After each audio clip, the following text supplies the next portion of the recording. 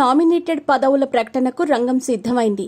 తుది కసరత్తు జరుగుతోంది. 3 పార్టీలకు రాష్ట్ర స్థాయి పదవులను ఖరారు చేసేందుకు కీలక నిర్ణయం తీసుకున్నారు.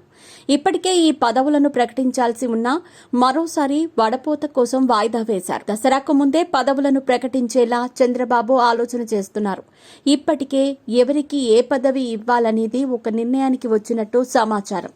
నామినేటెడ్ పదవుల భర్తీకి రంగం సిద్ధమవుతోంది. కూటమి శ్రేణులు ఎన్నాళ్ల నుంచో ఎదురు చూస్తున్న సమయం ఆసన్నమైంది.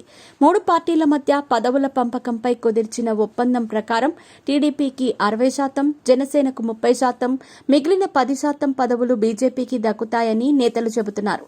ఈ నేపథ్యంలో ఇప్పుడు రాష్ట్రంలో మిగిలిన నామినేటెడ్ పోస్టులు, ఆలయాలు, ట్రస్ట్ బోర్డు పాలక వర్గాలపై కూటమి సర్కార్ దృష్టి పెట్టింది. అందరికీ న్యాయం జరిగేలా ఫార్ములాను సిద్ధం చేశారు.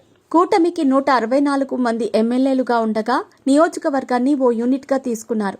3 పార్టీలకు పదవుల పంపకాలపైన ఒక ఫార్ములాను ఆమోదించారు.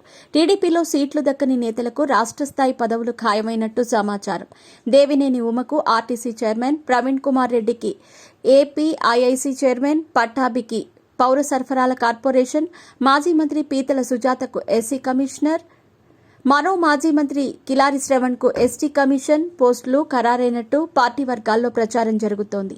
జనసేన ముఖ్య నేత నాదెండ్ల మనోహర్కు తెనాలి సీటు ఖరారు క్రమంలో అవకాశం కోల్పోయిన మాజీ మంత్రి ఆలపాటి రాజేంద్ర ప్రసాద్కు అమరావతికి సంబంధించిన కీలక బాధ్యతలు అప్పగించినట్టు తెలుస్తోంది.